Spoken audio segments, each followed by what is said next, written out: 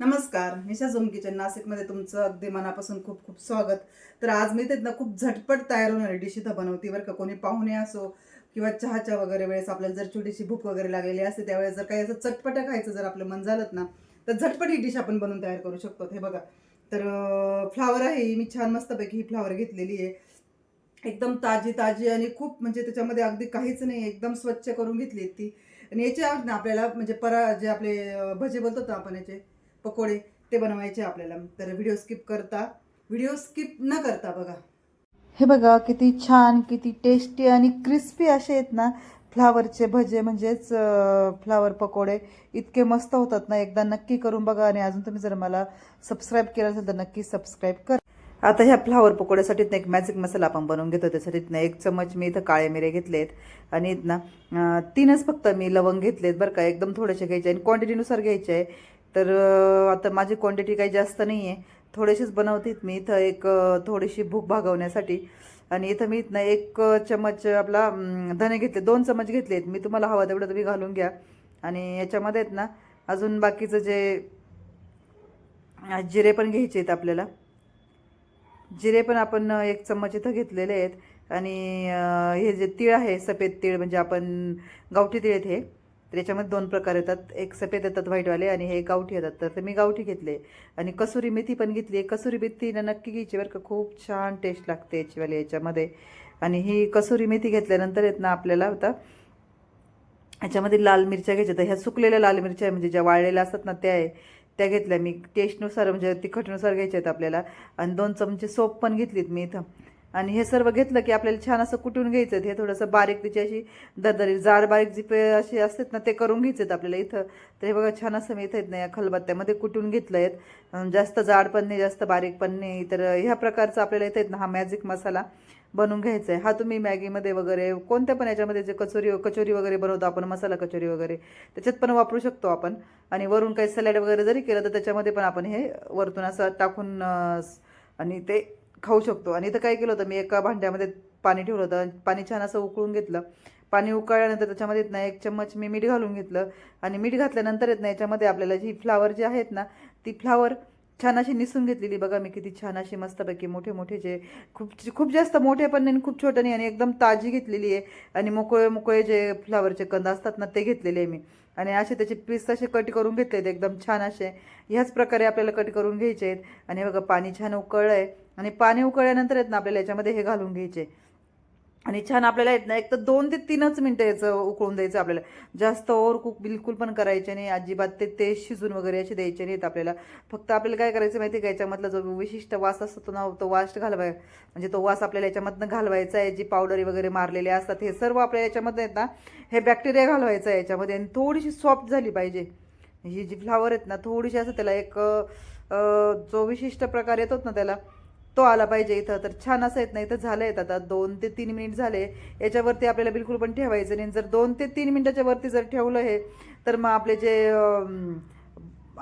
फ्लावरचे जे पकोडे असतात ना, ते अजिबात पण क्रिस्पी करारे होणार नाही. त्याच्यासाठी हे लगेच काढून घ्यायचं आहे. काढून झालं का थोडंसं थंड होऊन द्यायचं आहे. पाणी अजिबात पण ठेवायचं नाही त्याच्यामध्ये. बघा त्याचा कलर, टेक्स्चर किती छान दिसतोय ना. एकच नंबर, खूप मस्त असा याला कलर पण आला आहे. आणि जे सर्व ज्याच्यामध्ये काय असेल नसेल ते सर्व त्याच्यामध्ये निघून पण गेलं. आणि तो वास वगैरे, उग्र वास असतो, एक विशिष्ट वास असतो त्या फ्लावरला, तो पण जातो. आणि जशी पाहिजेत ना आपल्याला तशी ही तयार होते. आता हे थंड होतं आहे ना, तोपर्यंत मी 1 वाटी घेतली. वाटीमध्ये थोडंसं, अगदी थोडंसं पाणी घालून घेतलं. त्याच्यामध्ये ना अगदी थोडंसं हिंग घालून घेतलं आहे बरं का. तो हिंग घालून साईडला आपल्याला हे पाणी ठेवून द्यायचं आहे. कारण याचा पाण्याचा वापर मी तुम्हाला पुढे सांगते. तर छान असं आहेत ना हे पाणी मिक्स वगैरे करून, आणि मी हे साईडला ठेवून दिलं. आणि 1 लिंबू कापून घेतले. तर लिंबाचा पण इथं मी वापर करणार आहे. तुम्हाला आवडत असेल लिंबूचा चटपटा असा, त्याच्यामध्ये एक चटपटीत टेस्ट जर आवडत असेल ना, तर तुम्ही टाकू शकता, नाही तर स्किप पण करू शकतात. पण मला लिंबाची ही चटपटीत टेस्ट आवडते याच्यामध्ये, या फ्लावरच्या आपल्या पकोड्यामध्ये किंवा फ्लावरचे भजे म्हणतो आपण याच्यामध्ये. तर खूप मस्त लागते याला. तरी बघा किती छान असे हे आपले फ्लावरचे मस्तपैकी उकडल्यानंतर झालेत बघा. आणि एकदम कोरडे झालेत. मी फ्रीजमध्ये ठेवले होते, म्हणजे थंड झाले. थंड झाल्यानंतर आहेत ना 5 ते 7 मिनिट ना मी हे फ्रीजमध्ये ठेवले मस्तपैकी. त्याला असं छान एकदम थंड झाले ते. आणि थंड झाल्यावर ना खूप छान असे ते मस्त झाले होते ते एकदम.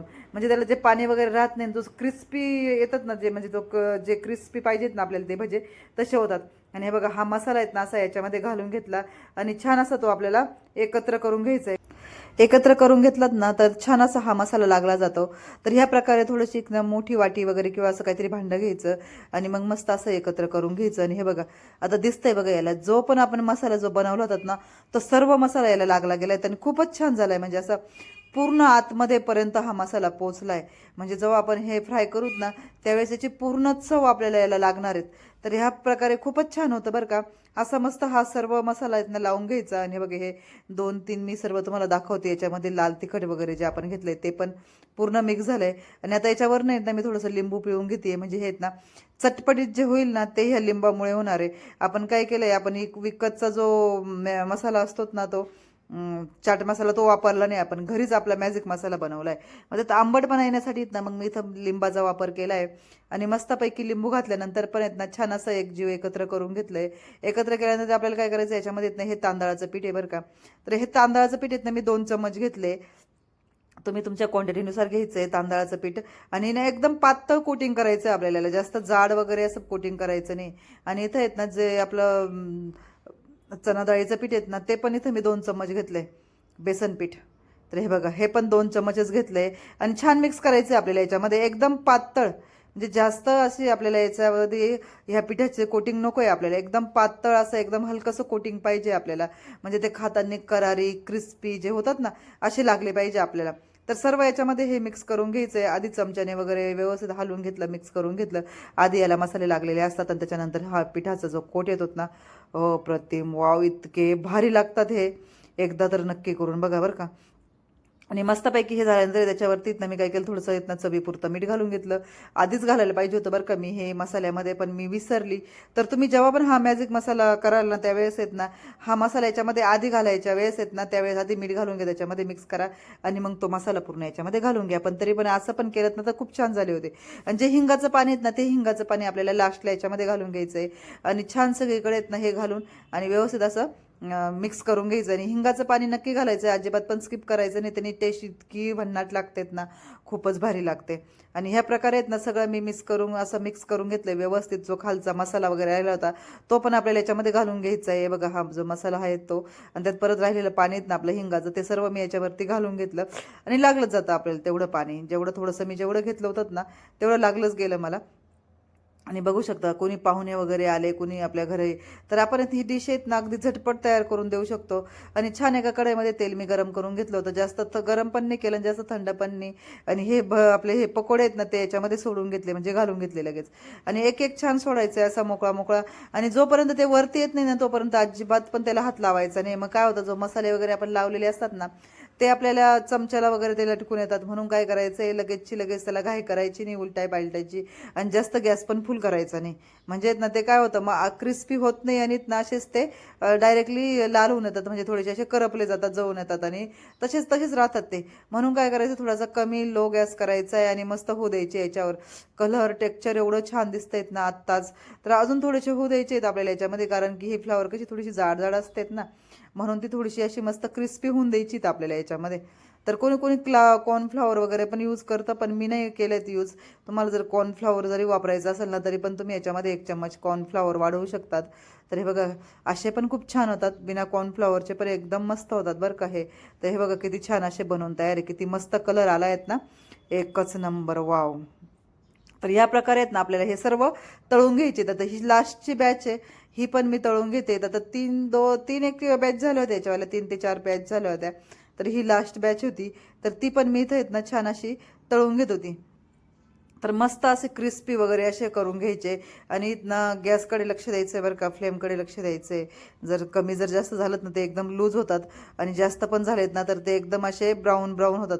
म्हणून आपल्याला आहेत ना असे मीडियम वरती ना आपल्याला मीडियम फ्लेमवरती तळून घ्यायचे. आणि बघू शकता इतके मस्त टेस्टी आणि दिसायला ते एवढे भारी आहेत ना खूपच छान. आणि हे बघा असा मस्त खूपच भारी त्याचा असा आवाजसुद्धा असा भारी येत होता ना एकदम भारी झाले होते. तर ह्या प्रकारे आहेत ना आपल्याला हे बनवून घ्यायचे. त्यांना आता मी टेस्ट करून दाखवते. बघा तुम्ही किती छान असे वाव खूपच भारी इतके टेस्टी झाले होते ना. नक्की करून बघा बरं का खूपच छान. असेच नवनवीन टेस्टी आणि खूप झटपट होणारी रेसिपी बघण्यासाठी माझ्या चॅनलला लाईक करा, शेअर करा, सबस्क्राईब करा आणि सर्वात पहिलं म्हणजे ना बेल आयकॉनला क्लिक करा बरं. जेणेकरून काय होतं, मी ज्या पण रेसिपी माझ्या चॅनलवर अपलोड करत असतात ना, तर त्याचं नोटिफिकेशन सर्वात आधी तुम्हाला भेटतं. तर भेटूया आपण अशाच नेक्स्ट छानशा रेसिपीमध्ये. तोपर्यंत पाहत राहा, खात राहा आणि स्वस्त राहा.